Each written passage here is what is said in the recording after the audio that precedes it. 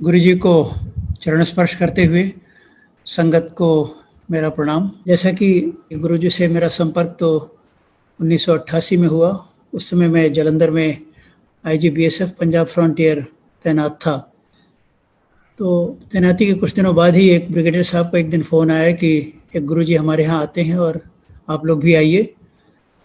तो हम लोग उस दिन गए ब्रिगेडियर साहब के यहाँ और संगत हम लोगों ने ज्वाइन किया।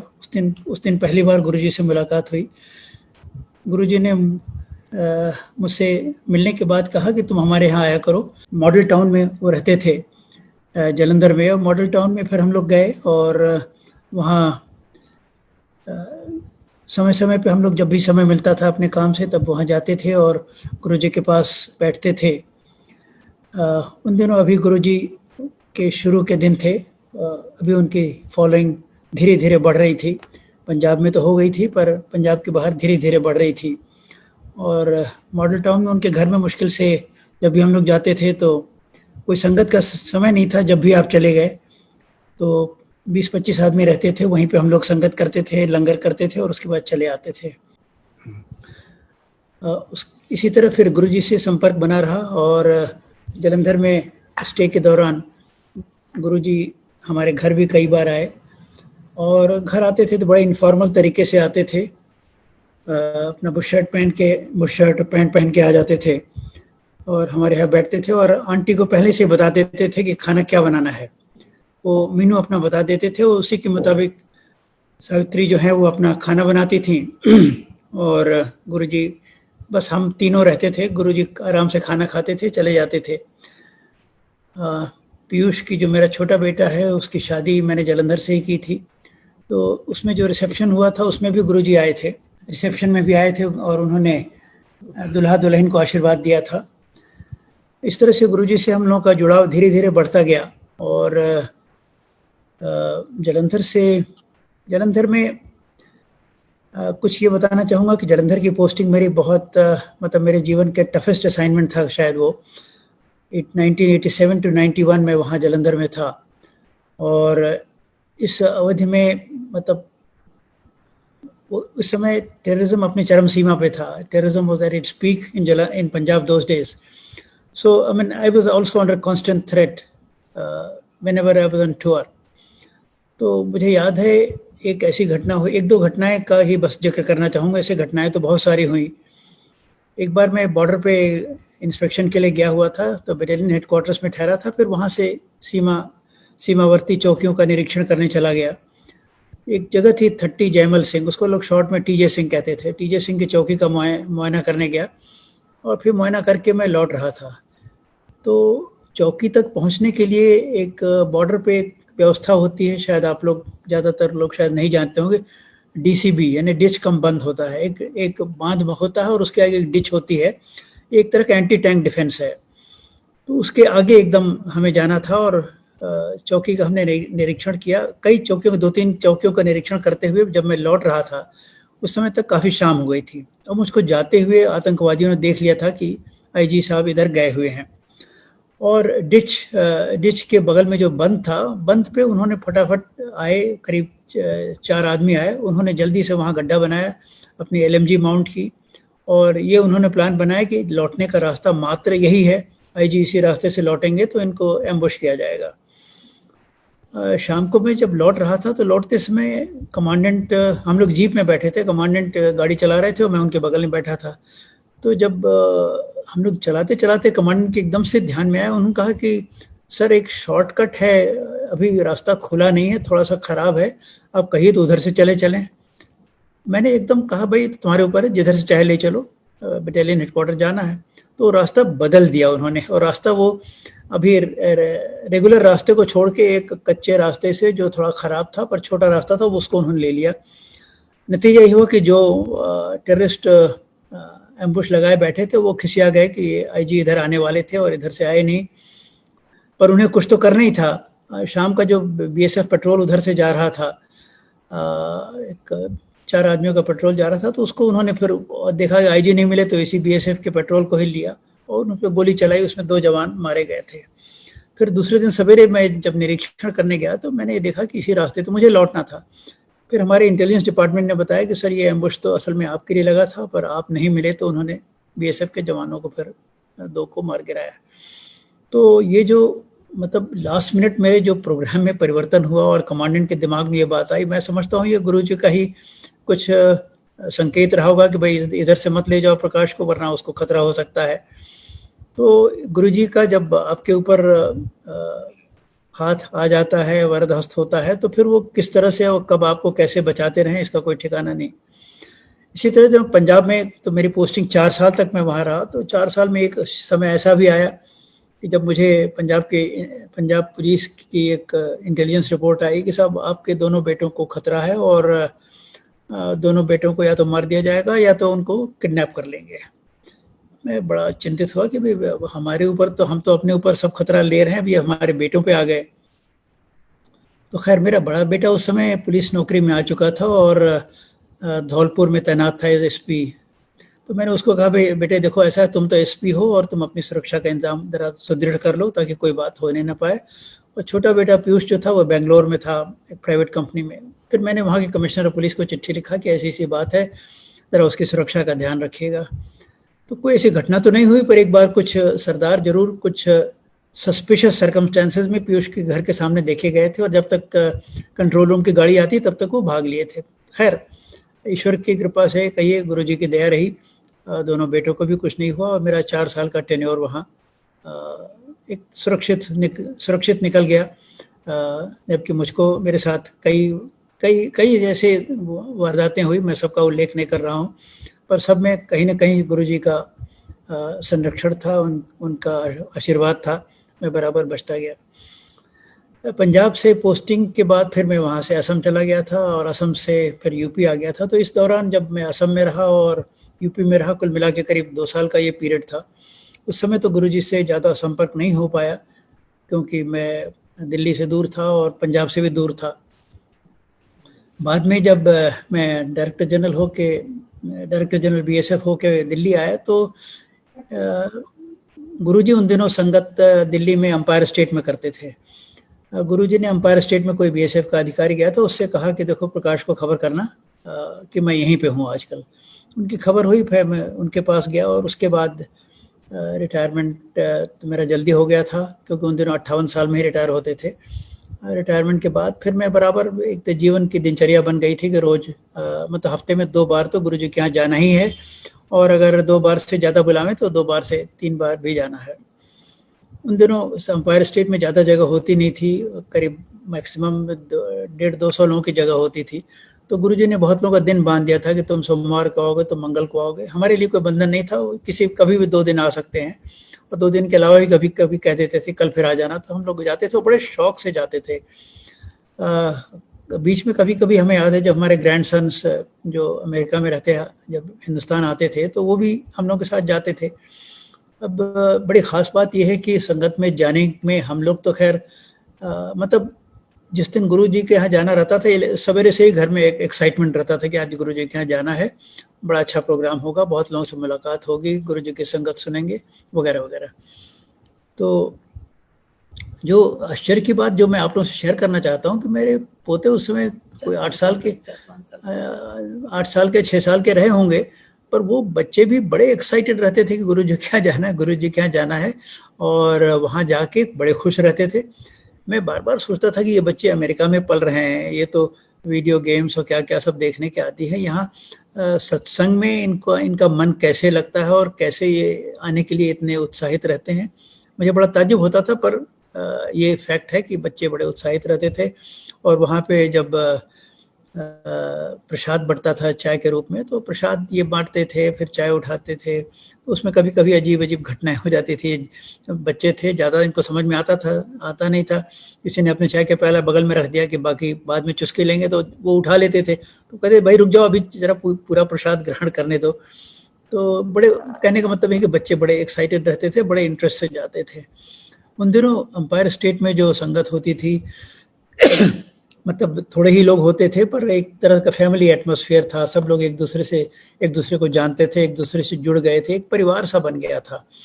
और इस परिवार को गुरुजी कभी कभी मतलब अच्छा खासा इसका प्रोग्राम करते थे। प्रोग्राम ऐसा किया जैसे उन्होंने कभी कह दिया कि किसी शादी में जाना है चंडीगढ़ या चंडीगढ़ के आसपास कहीं जगह थी, एक बार शादी में ले गए तो मालूम हुआ 30-40 गाड़ियों का काफिला चला जा रहा है और गुरुजी पूरे पूरे मतलब सारा इंतजाम उस काफिले का गुरुजी खुद ही करते थे, कौन आगे चलेगा कौन बाद में चलेगा, फिर कहाँ पे रुक के चाय पिया जाएगा, सारे डायरेक्शंस वही देते थे। मतलब हम लोग कार में जरूर बैठ के जाते थे पर पूरे कहिए कि कॉन्वॉय इंचार्ज गुरुजी ही रहते थे कि कहाँ पे क्या होना है। और उनकी एडमिनिस्ट्रेटिव एबिलिटीज उस समय देखने को मिलती थी हम लोगों को कि गुरुजी में प्रशासनिक क्षमता भी कितनी अच्छी है। उन दिनों एम्पायर स्टेट में प्रसाद खूब मिलता था। मतलब एक बार आप गए तो समोसा मिला, फिर गए तो कहीं मिर्ची मिली, फिर गए तो हलवा मिला। मतलब आनंद आ जाता था प्रसाद खा के ही आनंद आ जाता था और लंगर खा के तो फिर कहना ही क्या है। और लंगर के बाद फिर ये होता था कि लोगों को कहते थे, धीरे धीरे कहते थे लोगों को जाने को अक्सर कि भाई अब तुम जाओ अब तुम जाओ, सबका नाम ले लेके कहते थे अब तुम जा सकते हो अब तुम जा सकते हो। इस तरह करके बारी बारी से लोगों को भेजते रहते थे। पर हम लोग को इतना अच्छा लगता था कि मुझे याद है हम लोग वहीं कभी कभी तो खंबे के पीछे छिप जाते थे कि गुरुजी न देखें, नहीं तो देख लेंगे तो कहीं कह दें चले जाओ। पर खैर खंबे के पीछे कहीं भी बैठे पर गुरुजी को तो सब पता ही रहता था और गुरुजी देखते ही रहते थे, उनको पता रहता था कौन कहाँ बैठा है। तो एक एक बड़ी अजीब घटना हुई थी क्योंकि सब लोगों को धीरे धीरे वो निपटाते जा रहे थे गुरुजी और आखिर में मुश्किल से 7-8 लोग बच गए थे। हम थे और एक कर्नल जोशी थे और कुछ और लोग थे। तो हम लोग आपस में मतलब एक गोलाई बना के हम लोग खड़े होके बातचीत कर रहे थे। गुरुजी पहले तो बैठे थे फिर वो भी वहीं आ गए, वो भी वहीं खड़े हो गए। थोड़ी देर हम लोग के बात सुनते रहे। उसके बाद गुरुजी ने एकदम से मेरा नाम लिया। नाम लेने के बाद मैं यूँ कह रहा हूँ क्योंकि गुरुजी हमेशा सबको अंकल आंटी कह के ही बुलाते थे। जब नाम लिया तो मैंने सोचा पता नहीं आज गुरुजी नाम कैसे ले रहे हैं। तो उनका प्रकाश, मैंने उनकी तरफ देखा तो उनका अपना हाथ फैलाओ, तो मैंने हाथ फैला दिया। जब मैंने हाथ फैला दिया तो गुरुजी ने अपना हाथ ऊपर उठाया आसमान की तरफ और उनके हाथ में कोई चीज़ आई और वो हाथ उन्होंने मुट्ठी बंद करके मेरे हाथ में दे दिया। अब मैंने देखा कि मेरे हाथ में क्या है।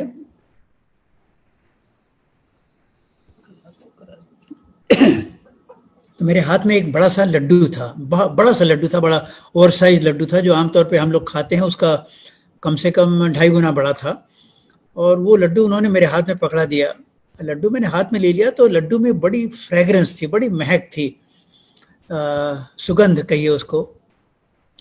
और गुरुजी ने कहा कि इसको तुम घर ले जाओ और घर ले जाके परिवार के लोगों में बांट देना और सबको खिला देना, ये प्रसाद है।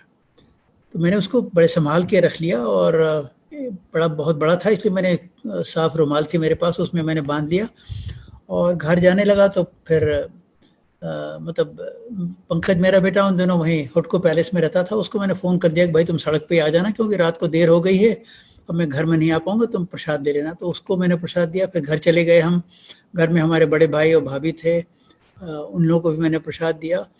अब वो प्रसाद ऐसा था कि मैं उस प्रसाद को लेकर जहाँ जाऊँ या मैं जिस चीज़ को भी स्पर्श करूँ, अगर मैंने तौलिया में हाथ छुआ तो तौलिया में सुगंध आ गई, तकिया पे हाथ रखा तो तकिए पे सुगंध आ गई, बिस्तरे पे बैठा तो बिस्तरे पे सुगंध आ गई, जहाँ जहाँ गया मैं सुगंध आती गई। मतलब सारा घर में मेरे सुगंध व्याप्त हो गई। उस लड्डू से इतनी स्मॉल इतनी पावरफुल फ्रेगरेंस आ रही थी। तो खैर उस लड्डू को हमने संभाल के रखा और हमारी पत्नी ने जो मेरे बगल में बैठी इन्होंने फिर उसको एक शीशे के एक छोटे से जार में रख दिया कि आप लोगों को खास मौके पे ही ये हम प्रसाद देते रहेंगे। उन्होंने रख लिया और उसको थोड़ा थोड़ा करके हम लोगों को देती रहीं। तो हम लोगों को थोड़ा शक था कि ऐसा ना हो कि बहुत दिन बाद खराब हो जाए, पर देखा खराब नहीं हुआ। वो उसको तो हम लोग बचा बचा के खाते रहे कि गुरुजी का प्रसाद है खराब नहीं होगा, चलो इसको रखे रहो। आप विश्वास नहीं मानेगा वो लड्डू हमारे साथ 4 या 5 साल रहा और जब खत्म होने लगा, आधे से ज़्यादा खत्म हो गया था, तो हमारी पत्नी बड़े किफ़ायत से उसके दाने गिन गिन के देने लगी कि अब 2 दाना मिलेगा, 1 दाना मिलेगा, इस तरह करके अब दाने में जब देने लगी तो खैर चलता रहा किसी तरह 5 साल तक उन्होंने खींचा। उसके बाद तो ख़त्म ही हो गया और जब ख़त्म हो गया तो फिर अब उसमें कुछ नहीं बचा। तो उसमें बस उसकी मिश्री थी और वो जार के अंदर उंगली घुमा के उसको उसी को चटा देती थी कि चलिए थोड़ा इसका चाट लीजिए, कुछ जो कुछ भी इसका बचा है थोड़ा सा मिल जाएगा। तो जब भी अब किसी खास मौके पे जाएं, बच्चे कहीं इम्तहान के लिए जाएं या हम लोग किसी खास जगह जाएं, तो उसका स्वाद ले लेते थे। तो कहने की बात यह है कि वो एक ऐसा प्रसाद गुरु जी ने दिया था जिसको हम लोग 5 साल तक बचा बचा के खाते रहे। उसमें न फंगस लगा, न किसी किस्म की खराबी आई। हमने एक दोस्त से पूछा कि अब जब अपना अपना एक्सपीरियंस बताया कि ऐसे हमें प्रसाद दिया था गुरु जी ने, तो दोस्त का ये कहना था कि सर ऐसा है कि ये तो कहीं देवताओं का यज्ञ हो रहा होगा, वहीं से गुरु जी ने ये प्रसाद लिया होगा, वरना यह पृथ्वी का बना कोई प्रसाद इस तरह तक 4-5 साल तक नहीं चल सकता। तो वो कहीं कहाँ से आए हो मैं तो नहीं जानता, बहरहाल वो मतलब मेरे लिए तो ईश्वर का ही प्रसाद था जो गुरु जी ने दिया, और वो 4-5 साल तक मेरे साथ रहा। तो ये एक ऐसी विचित्र घटना हुई, मतलब जिसको कोई रैशनल या साइंटिफिक एक्सप्लेनेशन नहीं हो सकता है। अच्छा, वहाँ अंपायर स्टेट से अक्सर गुरुजी हम लोग को बड़े मंदिर ले जाते थे। बड़े मंदिर उन दिनों अभी बन रहा था, पर यह है कि बैठने लायक हॉल बन गया था, अंदर हम लोग बैठते थे। तो सबको नहीं ले आते थे, बस जब काफ़ी भीड़ छट गई है, 20-30 लोग बचे हैं, तो कहते हैं चलो सब लोग अपनी अपनी कार में बैठो, चलो बड़े मंदिर।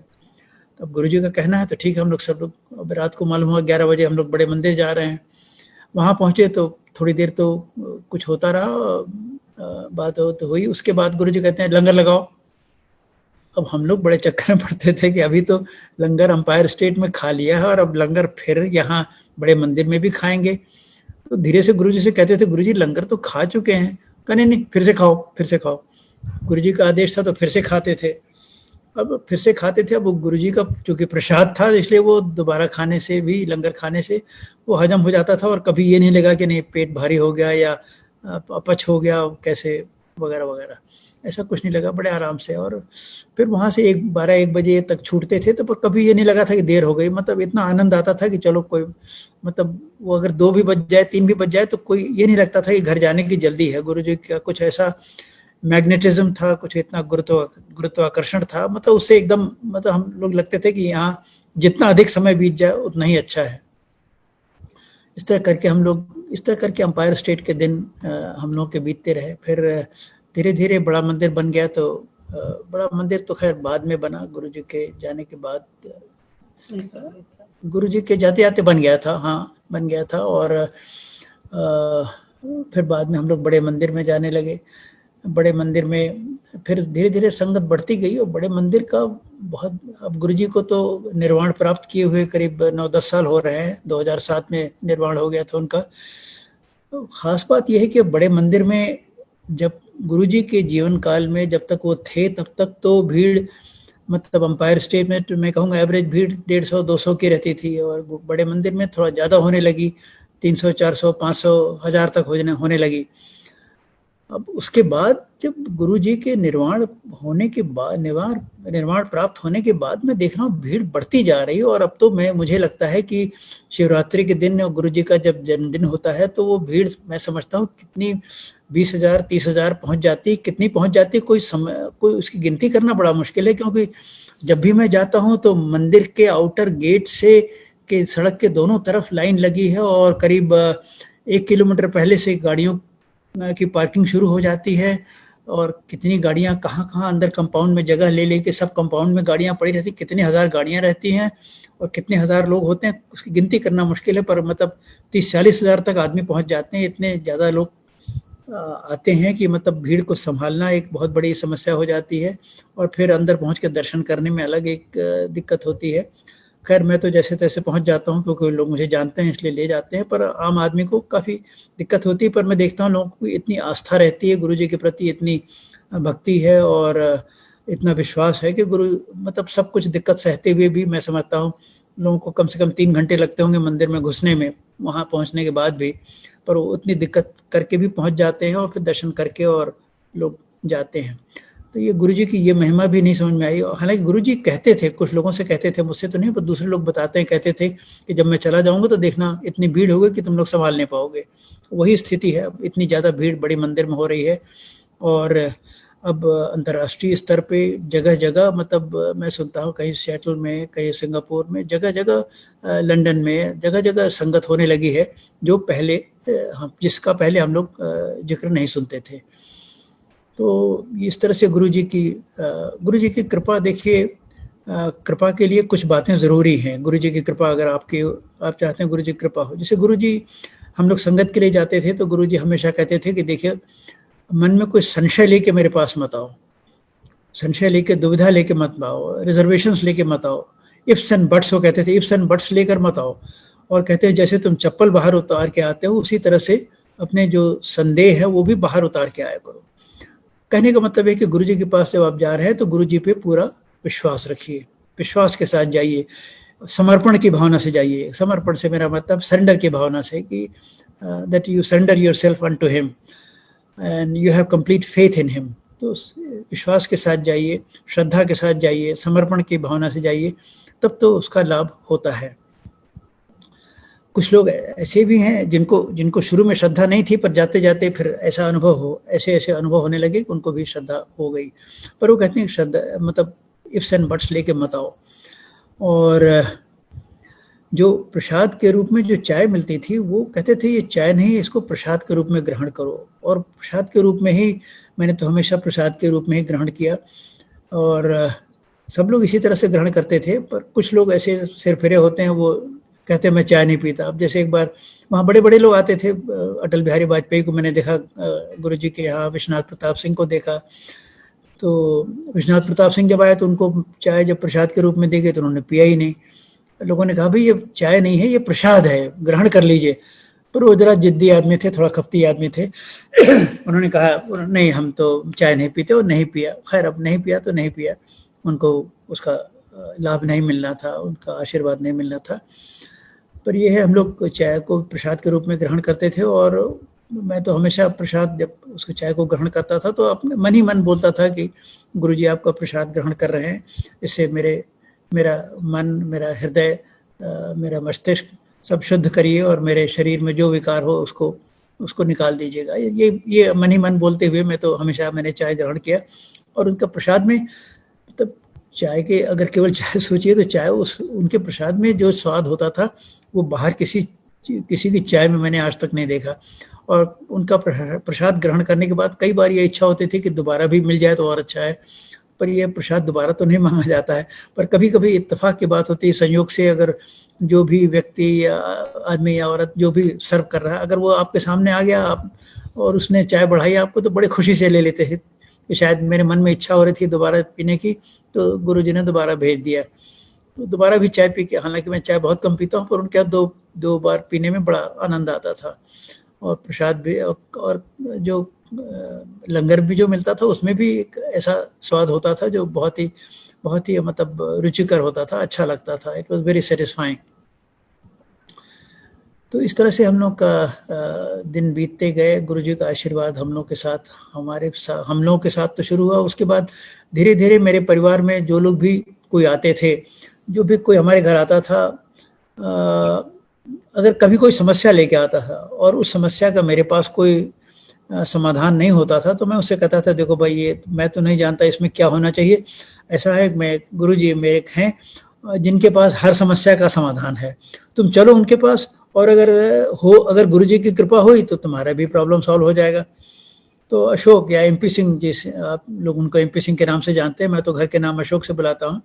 तो अशोक भी इसी तरह एक बार आए थे, वो कहने लगे चाचा देखिए, वो नीतू को अस्थमा की शिकायत है, और हम हिंदुस्तान दुनिया भर का इलाज करा चुके हैं, अमेरिका का जो बेस्ट पॉसिबल इलाज है वो भी करा लिया, पर वो ठीक नहीं हो रही है। 2 बार हम हैदराबाद भी आए, हैदराबाद में कोई आदमी मछली का इलाज करता था, उसको भी करा लिया, फिर भी नहीं ठीक हो रही है।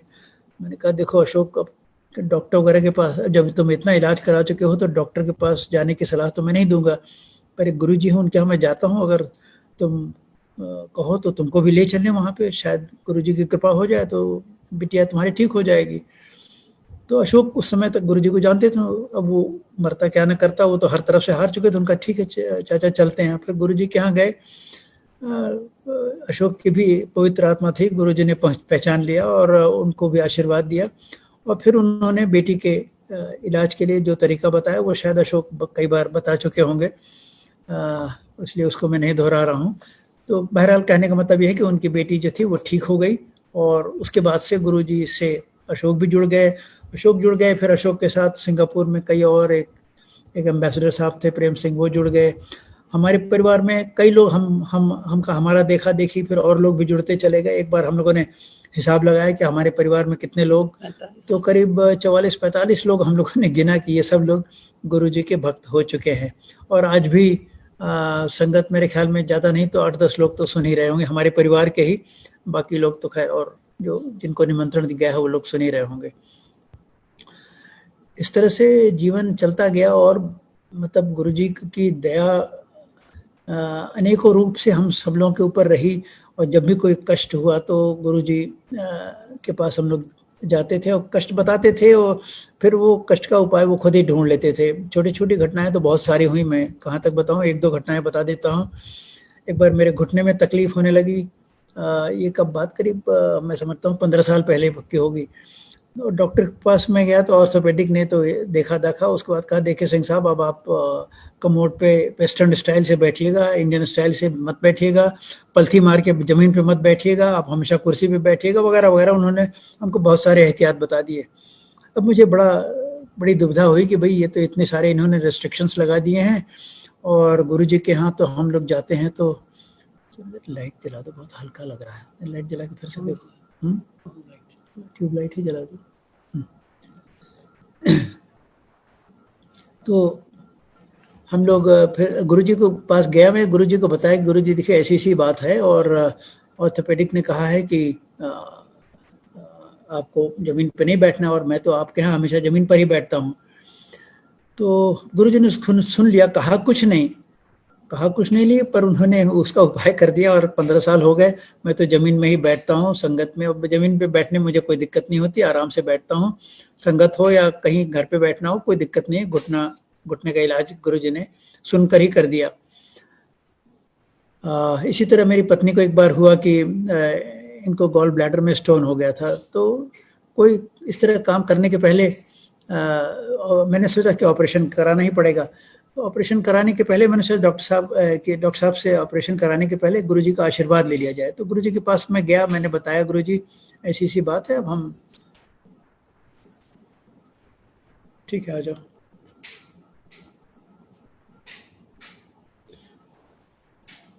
क्या करते हैं, गुरुजी को मैंने बताया कि गुरुजी ऐसी सी बात है और ऑपरेशन के लिए कहा है डॉक्टर ने।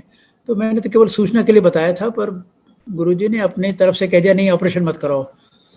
अब हम लोगों ने सोचा कि अब गुरुजी ने कहा है ऑपरेशन मत कराओ तो नहीं कराएंगे, और नहीं कराया ऑपरेशन, नहीं कराया। पर गुरुजी ने शायद उसको जो भी स्टोन था उसको ठंडा कर दिया, छोटा कर दिया, उसको इमोबिलाइज कर दिया, क्या किया ये तो मैं नहीं जानता। पर वो आज भी मेरे बगल में बैठे हैं बड़े आराम से और उनको गॉल ब्लैडर के स्टोन ने से कोई परेशानी नहीं हुई। तो इस तरह से छोटी छोटी कृपा होती रही। पर एक बहुत बड़ी कृपा हुई जो उसका भी शायद उल्लेख करना ज़रूरी है। सबसे बड़ी जो कृपा हुई थी ये हुआ कि 2011 में मैं यूएसए गया था और जून के महीने में गया था और ये था कि हम लोग जुलाई में लौट आएंगे। तो जून के महीने में मैं गया था वहाँ पे। तो फिर ये प्रोग्राम बनाया था मेरे बेटे ने, पीयूष ने, कि हम लोग पापा ऐसा है कि आपको 5 तारीख को फ़्लाइट लेना है इंडिया के लिए वापस। तो ऐसा है कि 4 तारीख को शिकागो में अमेरिकन इंडिपेंडेंस डे देखेंगे वहाँ पे, और उसके पहले 1 तारीख को चलते हैं, 2, 3, 4 वहीं रहेंगे और फिर 5 तारीख को आप इंडिया चले जाइएगा, आप और मम्मी चले जाइएगा। मैंने कहा ठीक है।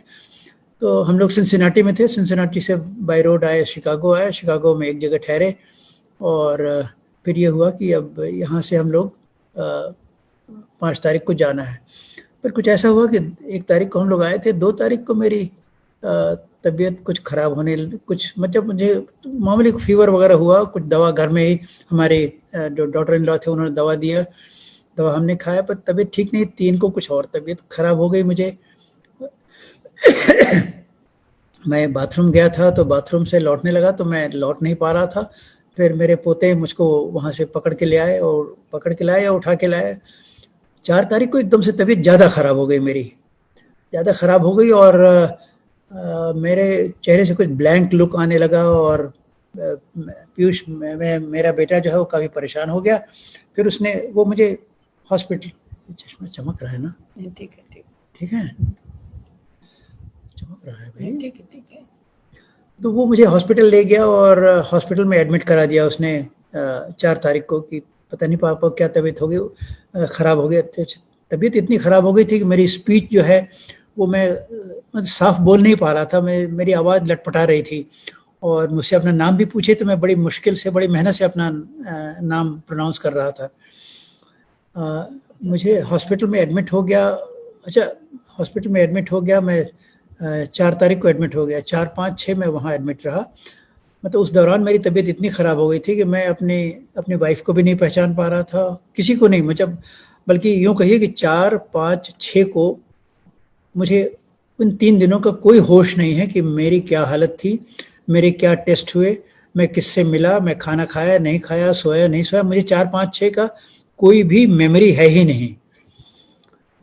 जो कुछ 4, 5, 6 के बारे में बस यही जानता हूँ, मेरे बेटा मुझे बताता है कि पापा आपके बराबर इन्वेस्टिगेशंस एक के बाद एक इन्वेस्टिगेशंस होते रहे, डॉक्टर्स भी परेशान थे, क्या बीमारी है, जल्दी वो भी नहीं किसी नतीजे पे पहुँच पा रहे थे। अल्टीमेटली उन्होंने कहा कि तुम्हारे फादर को वायरल एन्सेफेलाइटिस है।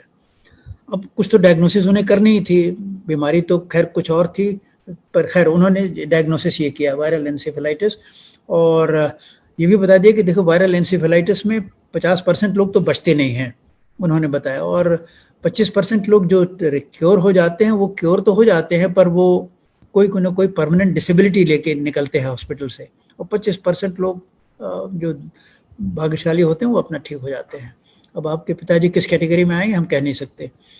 तो सब लोग परिवार में बहुत चिंतित थे। और अच्छा, मैं होश में रहता नहीं था। बताते हैं कभी कभी मैं टेस्ट के लिए जाता था तो मैं इतना वायलेंट हो जाता था कि नहीं, मैं नहीं जाऊंगा, कि लोग फिर मुझको बांध के, मतलब स्ट्रेचर पे बांध के ले जाते थे कि नहीं आपको जाना है और टेस्ट कराना है। एमआरआई कराने में कभी कभी अंदर जाके कुछ मतलब इधर उधर हिल जाता था तो एमआरआई से लौट आता था, फिर दोबारा एमआरआई के लिए जाता था। इस तरह 3 दिन मेरा कैसे बीता मुझे इसका कोई स्मरण नहीं है। और पर यह है कि 3 दिन मेरी हालत बड़ी ख़राब थी, बस ये समझ लीजिए। अच्छा, हमारे परिवार के लोग परेशान तो थे ही, पर इत्तेफाक से संयोग से कहिए, मेरे सौभाग्य से गुरुजी का जन्मदिन 7 जुलाई को होता है। और गुरुजी की फ़ोटो मेरे सिरहाने रखी थी और मेरे परिवार के सब लोग गुरुजी की प्रार्थना कर ही रहे थे। मैं तो होश में था नहीं, इसलिए मेरे प्रार्थना करने कोई सवाल नहीं है। अच्छा, 6 तारीख की दोपहर को या करीब 1 बजे 2 बजे समझिए, शिकागो और इंडिया के टाइम में 10-11 घंटे का कुछ फ़र्क था उन दिनों। तो यूँ कहिए कि जब हिंदुस्तान में 6/7 की रात हो रही थी, यानी 6 की आधी रात और 7 का प्रातः जब शुरू हो रहा था, 6/7 की आधी रात जब हो रही थी, उस समय यूएसए में करीब 2 बजा होगा। इस समय जो हुआ मेरे साथ वो मैं बताना चाहता हूँ। मतलब गुरुजी का जन्मदिन के शुरू होने के साथ ही मुझे जो आशीर्वाद मिला उसकी कहानी मैं आपको बता रहा हूँ।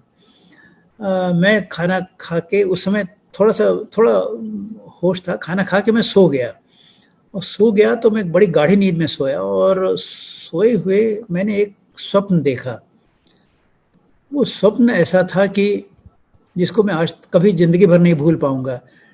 स्वप्न में मैंने ये देखा कि मैं एक हॉल में बैठा हूँ, हॉल में मैं अकेला बैठा हूँ, और सामने स्टेज पर एक बहुत बड़ा स्क्रीन है, और उस पे जितना बड़ा स्क्रीन है उस पे एक बड़ा सा ओम लिखा हुआ सामने दिखने लगता है, और वो ओम धीरे धीरे धीरे धीरे उसमें लाइट आने लगती है, और Om it becomes very luminous, dazzling Om, मतलब चमचमाता हुआ ओम मेरे सामने दिख रहा है, और मैं सपने में ही ओम को देखे जा रहा हूँ और मन ही मन बड़े आनंद का अनुभव कर रहा हूँ। वो ऐसी एक अनुभूति थी जिसको मैं शब्दों में डिस्क्राइब नहीं कर सकता।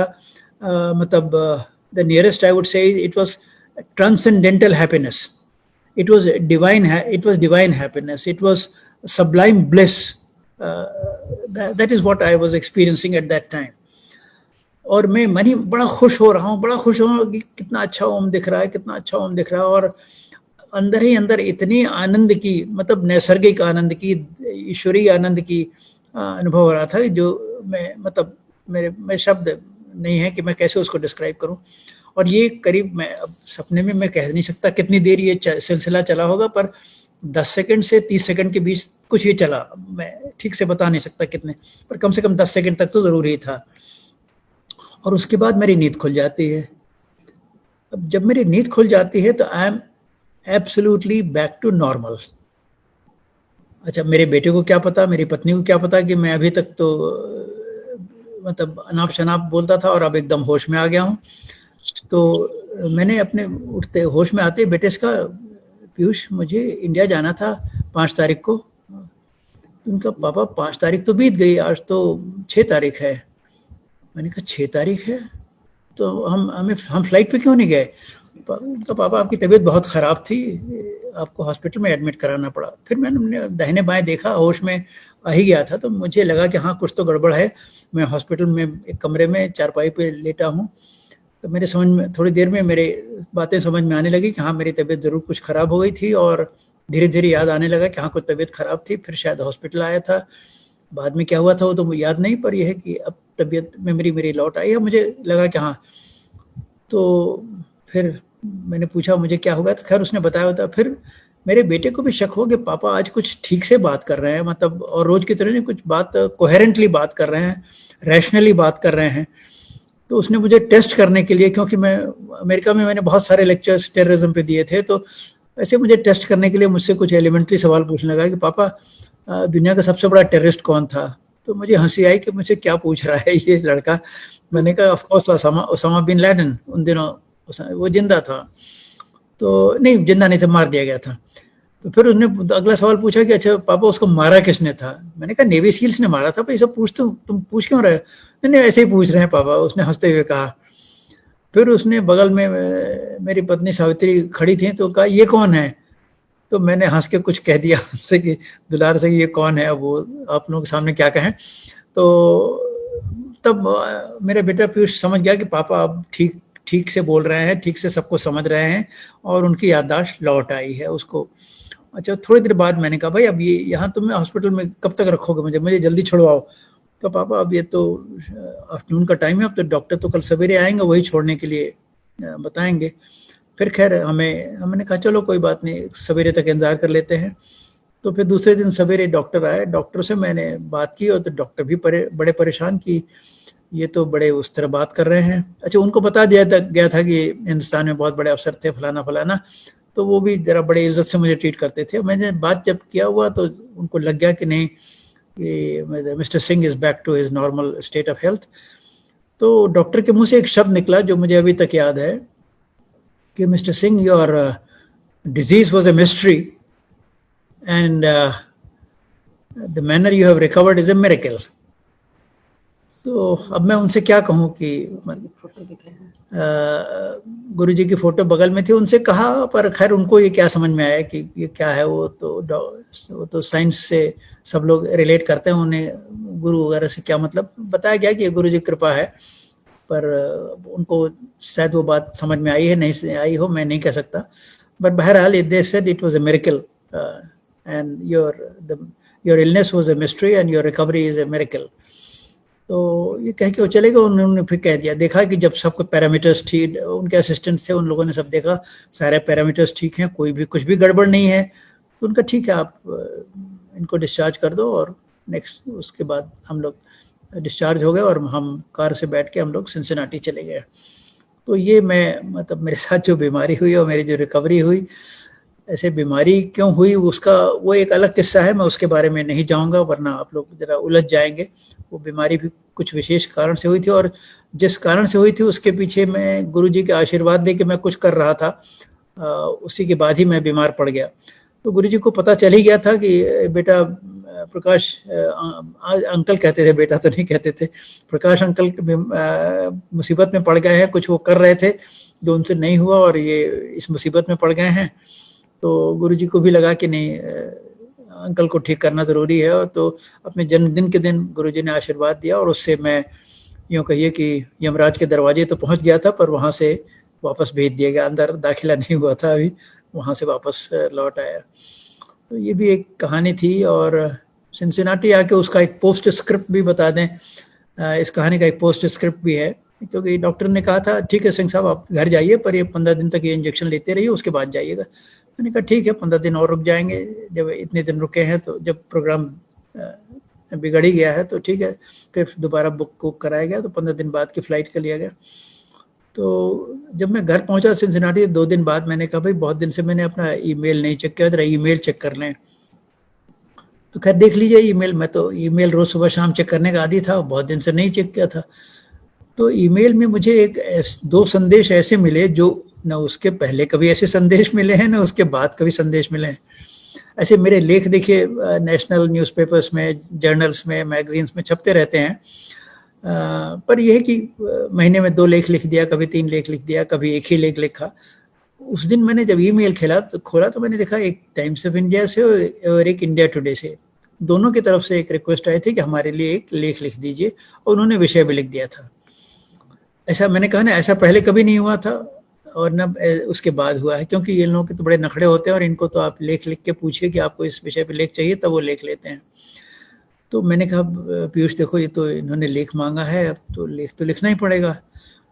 तो पीयूष तो कुछ नहीं बोले, पर मेरी पत्नी जरा कुनमुना रही थी। वो कह रही थी कि ये अभी तक तो आपके दिमाग पे इतना स्ट्रेन पड़ा है, आप मेमोरी आपकी चली गई थी, और अब आप एकदम से लेख लिखने पे बैठ जाइएगा, लेख लिखने में दिमाग पे जोर पड़ेगा। मैं कहा कि अच्छा उनको बोलने दो, अब इतने बड़े अखबार और मैगजीन हमसे जब लेख मांग रहे हैं तो हमें लेख तो देना ही पड़ेगा। तो खैर मैंने 2 दिन में चुपचाप लेख हो किसी तरह से लिखा और लेख भेज दिया। वो अपना बाद में हिंदुस्तान में छपे सब। तो ये गुरुजी ने ये 2 संदेश क्यों भेजे थे, ये मैं आपको बताना चाहता हूँ। गुरुजी परिवार के लोगों को ये बताना चाहते थे कि प्रकाश न केवल स्वस्थ हो गए हैं, बल्कि उनके जो मेंटल फैकल्टीज हैं, they are back to their normal state of health, and मतलब उनकी जो दिमागी शक्ति थी सब वापस आ गई है। आप लोग उसके बारे में कोई दिमाग में शक मत रखिएगा, कोई चिंता मत रखिएगा, कोई रिजर्वेशन मत रखिएगा। He is absolutely fit, not only outwardly but mentally also. ये इन लोगों को बताने के लिए गुरुजी ने एक खेल किया था, वरना इस तरह से ये कोई डिमांड आती नहीं है। तो इसी तरह से जीवन चक्र चलता रहा। और अशोक ने कहा कि अपनी जो यात्रा आपके गुरुजी के साथ रही हुई बताई, तो मैं उसी यात्रा के रूप में ही बता रहा हूँ आप लोगों को। गुरुजी का जब निर्वाण हो गया तो हम लोग को इतना सेटबैक हुआ, मतलब बता नहीं सकते, इतना धक्का पहुंचा था कि ये सबसे पहले तो ये रहा कि अब जिंदगी कटेगी कैसे। अब वो रिटायरमेंट की जिंदगी एक तरह से गुरुजी के साथ रह के ही कट रही थी, और उनके आशीर्वाद से कट रही थी, उनके सानिध्य में कट रही थी, और सत्संग से कट रही थी। हफ्ते में 2 दिन बड़े अच्छे से निकल जाए, ये बहुत बड़ी बात है। अब जिंदगी कैसे कटेगी, ये सोच बहुत दिन तक तो हम लोग मतलब ये सोचते रहे बहुत दिन तक। पर थोड़े दिन बाद ये समझ में आया कि गुरुजी का केवल शरीर गया है, और गुरुजी की आत्मा, गुरुजी का आशीर्वाद अभी भी हमारे साथ है, और इसका आभास होता रहता है समय समय पे। आप पूछेंगे कैसे आभास होता रहता है? वही पूजा के स्थल पे जहाँ मैं पूजा करता हूँ, वहाँ कभी कभी गुरुजी की फ्रेग्रेंस आ जाती है। गुरुजी के शरीर से एक फ्रेग्रेंस निकलती थी, मतलब जो आज तक मैंने किसी मॉर्टल, किसी मनुष्य के शरीर से नहीं देखी है। और फ्रेग्रेंस का सबसे आनंद तब आता था जब गुरुजी कभी कभी मुझे, मतलब कभी कभी कुछ लोगों को पैर दबाने के लिए बुलाते थे।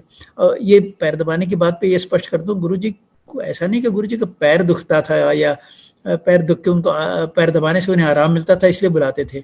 शुरू में तो हमने यही समझा, बाद में मेरी अकल में समझ में आया कि नहीं, पैर दबाने का उद्देश्य, जो पैर दबाने का मौका देते हैं गुरुजी, उसका एक उद्देश्य होता है।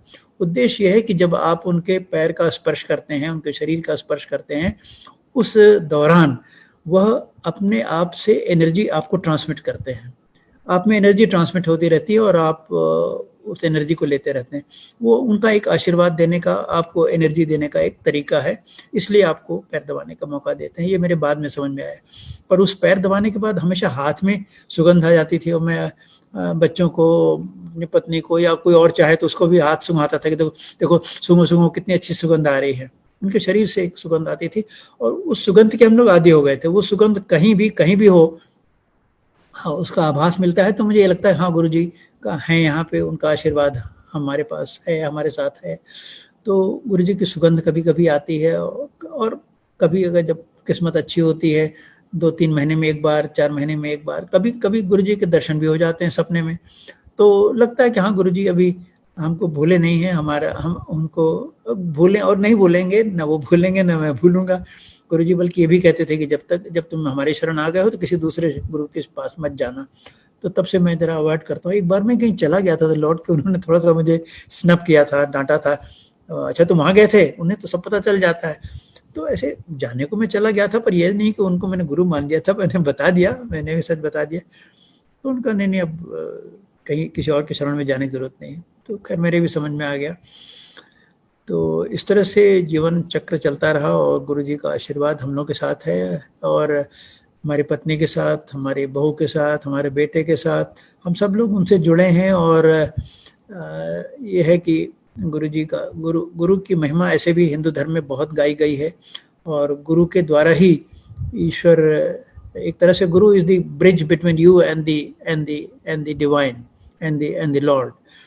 तो गुरु की बहुत महिमा है, और गुरु की कृपा, मैंने कहा ना, अगर आप में श्रद्धा है, आप में विश्वास है और आप समर्पण की भावना से गुरु को अप्रोच करेंगे तो आपको आशीर्वाद जरूर मिलता रहेगा। अब यहाँ एक दो बात मैं थोड़ा सा और अपने अनुभव से जोड़ना चाहूँगा। देखिए, गुरु जी के पास ज़्यादातर लोग जाते हैं वो स्वार्थ से जाते हैं। आप अगर 10 में 9 आदमियों से पूछिए तो कोई अपना प्रमोशन चाहता है, कोई अपने बिजनेस की बढ़ोतरी चाहता है, कोई अपनी बीवी को बच्चा चाहता है। कुछ न कुछ हर आदमी एक आस लेकर जाता है, एक डिमांड लेकर जाता है, एक अपेक्षा लेकर जाता है कि हमारा ये काम हो जाए, हमारे साथ ये चमत्कार हो जाए। मैं ये कहूँगा, देखिए, चमत्कार होगा तो ये आपके ऊपर गुरु जी की कृपा है, जरूर होगा। पर आप गुरु जी के पास अगर निस्वार्थ भाव से जाएं तो ज़्यादा अच्छा है। निस्वार्थ भाव से जाइए और केवल आशीर्वाद की अपेक्षा कीजिए, आशीर्वाद की उम्मीद करिए, क्योंकि एक बार उनका आशीर्वाद आपको मिल गया तो बाकी चीज़ें अपने आप ठीक हो जाएंगी। उसके लिए आपको कहने की ज़रूरत नहीं है कि हमारा ये काम करा दीजिए, हमारा घर खाली करवा दीजिए मकान किराएदार से, और हमारी तरक्की करा दीजिए, प्रमोशन करवा दीजिए, फॉरेन पोस्टिंग करवा दीजिए, बेटी का मेडिकल में एडमिशन करा दीजिए। सब कहने की ज़रूरत ही नहीं है एक बार जब गुरु का आशीर्वाद मिल गया। और मैं ये भी कहूँगा कि गुरु से आप रिश्ता क्या रखना चाहते हैं, ये आपको सोचना पड़ेगा। ज़्यादातर लोग वही बिजनेस रिलेशनशिप, एक तरह से मैं इसको बिजनेस रिलेशनशिप की कैटेगरी में डालूंगा, जब आप हमेशा कोई लाभ या कुछ मांग कर जाते हैं। अगर आप निस्वार्थ भाव से जाइएगा तो देखिएगा गुरु की कृपा आपके ऊपर कुछ ऐसे रूप में आएगी जिसका आपने अनुमान भी नहीं किया था। अब मैं यही कहूँगा कि गुरु की कृपा अगर आप हुई और निस्वार्थ भाव से आप उनकी पूजा करते रहे, उनके शरण में रहे और अपने श्रद्धा के सुमन उनको चढ़ाते रहे, तो एकाएक कभी आपको लगेगा कि नहीं, आपने कुछ ऐसी चीज प्राप्त कर ली है जिसकी आपने कल्पना भी नहीं की थी, और जिसको प्राप्त करने के लिए शायद लोग सालों साल पूजा करते हैं और तब उनको वो सिद्धि मिलती है। तो एकदम से आपको लगेगा कि आपको ये शक्ति आ गई, या आपको आप में ये गुण आ गया। तो गुरु की कृपा अगर हुई तो आप एक आध्यात्मिक स्तर पे आप प्रगति करेंगे। और पर ये आध्यात्मिक स्तर पे प्रगति तभी होगी जब आप निस्वार्थ भाव से गुरु के सामने सरेंडर करिएगा। कुछ मांगने के बजाय केवल आशीर्वाद मांगिए, केवल अपना कल्याण की बात करिए कि हमें आशीर्वाद दीजिए, हमारा कल्याण करिए, बस इतना कहिए। वो देखिए कल्याण ऐसे स्वरूप में आएगा कि आप आश्चर्यचकित हो जाएंगे कि गुरु जी आपको क्या दे रहे हैं। देखिए, ये भौतिक चीजें, दुनियावी चीजें तो मिलती ही रहती हैं, पर आध्यात्मिक चीजें जिस दिन आपको मिलना शुरू हो गई उस दिन आपका जीवन बदल जाएगा, एक नई दिशा ले लेगा, और तब आप सही माने में एक तरह से कहीं आध्यात्मिक रास्ते पे चल पड़ेंगे। और जो मतलब उसको क्या कहा जाए, मोक्ष तो कहना बहुत बड़ी चीज है, पर फिर भी एक स्पिरिचुअल एनलाइटनमेंट की दिशा में आप चल पड़ेंगे, और वो एक सही गुरु की कृपा, गुरु आपको उस रास्ते पे ला सकते हैं, बशर्ते कि आपका मन शुद्ध हो, शरीर शुद्ध हो, और आप ये जो सांसारिक चीज़ों से ऊपर उठकर गुरु की शरण में जाए। फिर देखिए एक दूसरा ही आनंद का अनुभव होगा। और मुझको तो उसकी झलक ही मिली है, पर उस झलक से ही मैं इतना आनंद विभोर हो जाता हूँ। मैं सोचता हूँ कि जब अगर ज़्यादा मिले तो ये इसमें एक जीवन ही बदल जाएगा। तो इन शब्दों के साथ मैंने काफ़ी कह लिया है। इन शब्दों के साथ मैं आप सब लोगों को अपनी शुभकामनाएं देता हूँ कि आप सब लोगों को गुरु जी का आशीर्वाद मिलता रहे। जय गुरु जी।